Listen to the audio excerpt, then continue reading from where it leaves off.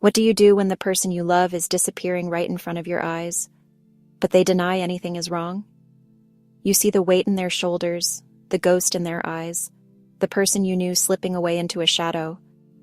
You want to scream for help, but they've sworn you to secrecy. This isn't just a rough patch, it's a silent crisis. Today, we're opening the vault on the shadow partner. I'm showing you the top secret signs of a hidden breakdown and the exact moves you need to make to save them, without losing yourself in the process. You love someone. You know the sound of their laugh, the way their eyes crinkle when they're genuinely happy. You see them at a dinner party, engaging with friends, a smile fixed on their face. For a moment, everything seems normal. It feels like a relief. But then you return home. The performance ends. They dissolve into a silhouette in your shared space. They sit in the dark, phone glow casting a cold light, a face you barely recognize. Head in hands, the weight of something unspoken pressing down on them and on you. This is profound and lonely. A quiet dread creeps into your days. You are losing them, not to someone else, but to an invisible fog. You want to reach out, to pull them back into the light, but you do not know how. You ask, "Is everything okay?" The answer is always the same. "I'm fine." Their body, their energy, their presence say otherwise. This is the shadow partner. You are the primary witness to their fading.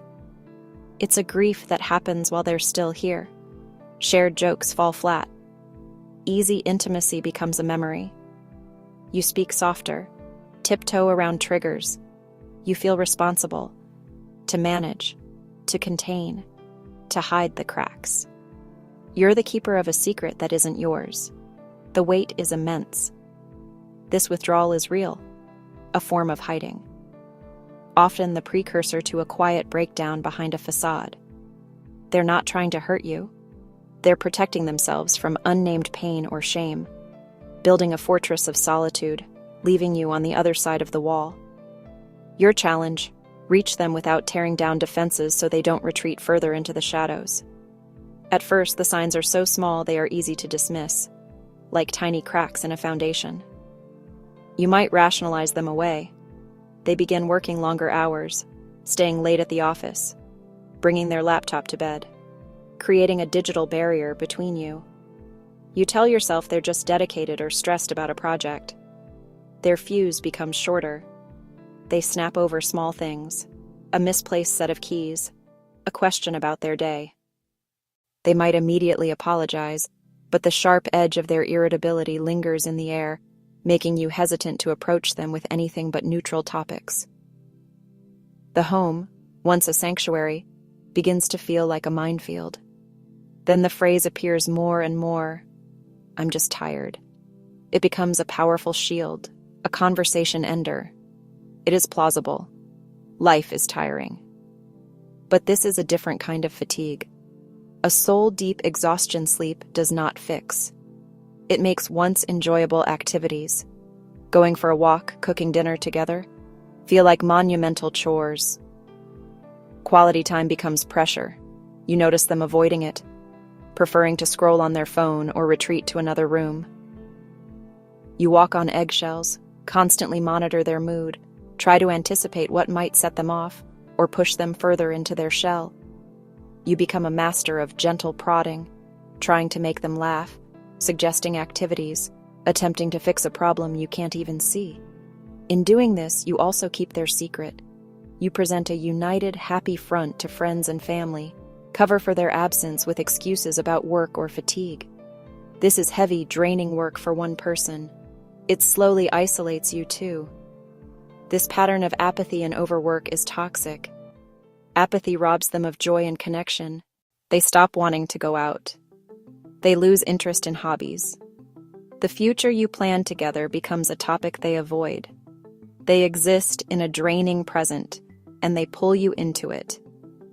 These are not random bad moods. They are quiet alarms. The person you love is struggling in deep water. "I'm fine" is the sound of them trying not to drown. When you finally gather the courage to move past the "I'm just tired" and suggest that something more serious might be going on, you might be met with a reaction that shocks you: anger. You offer help. You suggest they talk to someone, and they lash out. What? You think I'm crazy? Why are you always trying to find something wrong with me? This defensive anger is what I call the shame shield. It is a powerful, reflexive mechanism designed to protect them from what they perceive as an accusation of weakness. In their mind, needing help is a catastrophic failure. This reaction is not truly about you. It is about the immense internal pressure they feel. Admitting that they are not okay feels like surrendering to the darkness they have been fighting so hard to conceal. Shame is a powerful silencer. It convinces a person that their struggle is a unique and personal failing, something that must be hidden at all costs. When you attempt to shine a light on it, even with the most loving intentions, it feels like an exposure. Their anger is the shield they throw up to push that light away, to protect the fragile, wounded part of themselves from judgment. For the partner on the receiving end, this is incredibly painful. You are trying to be an ally, and you are being treated like an adversary. You might feel blamed, as if your concern is the problem, not the underlying suffering. This can cause you to second-guess yourself. Maybe you are overreacting. Maybe you should just leave them alone. So, what can you do when faced with this wall of silence and shame? You must act with intention and care. The first step is to observe without diagnosing. You are their partner, not their clinician. Your role is not to label their condition, but to reflect their reality back to them gently. Instead of saying, "I think you are depressed," which can feel like an accusation and trigger the shame shield, use the observation technique. Report only what you see, like a neutral journalist. Say, "I've noticed you've been sleeping a lot more lately." Or, "You seem quieter than usual. I miss hearing about your day." Simple, gentle, factual statements open a door. Labels often slam it shut. Second, understand that sometimes presence is more powerful than words. When your partner is completely shut down, a big, serious talk can feel like an interrogation. Instead, practice what we can call parallel presence. This is the simple act of being with them without demanding interaction. Make them a cup of tea and set it beside them while they stare at a screen. Sit in the same room and read a book. Put on a movie you both used to love, without the pressure to talk through it. "I am here. You are not alone. I am not afraid of your silence." Third, externalize the problem. Frame the struggle as an external force that you are both facing together. Give it a name, something outside of your partner. Call it the shadow, or this heavy fog, or the storm we're in. This shifts the dynamic from you versus me to us versus the problem. You can say, "This shadow seems to be making things really hard for you right now."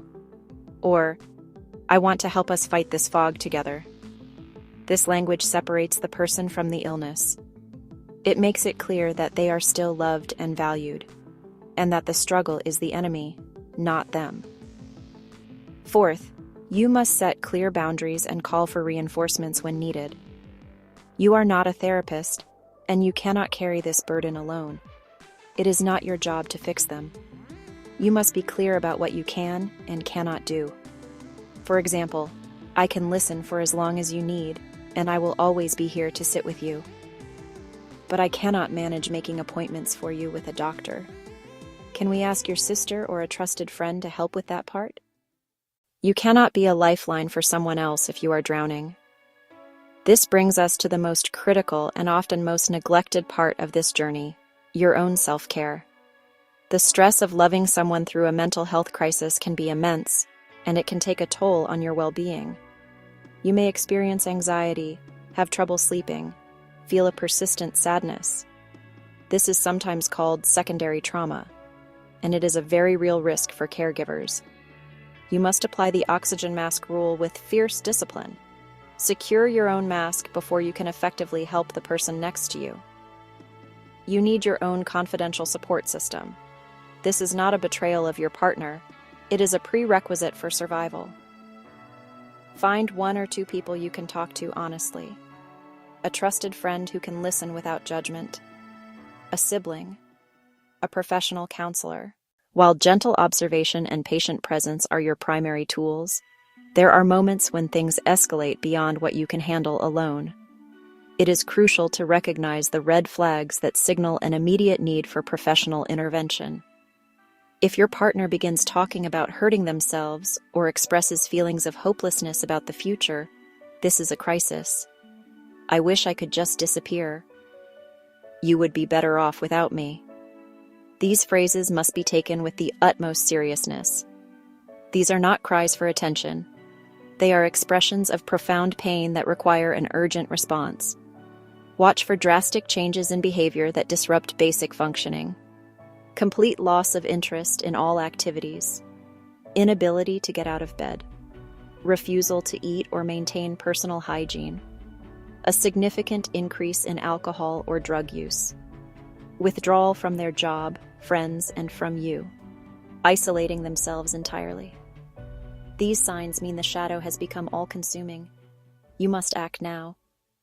The journey through the shadow is long and arduous, but it is essential to hold on to hope.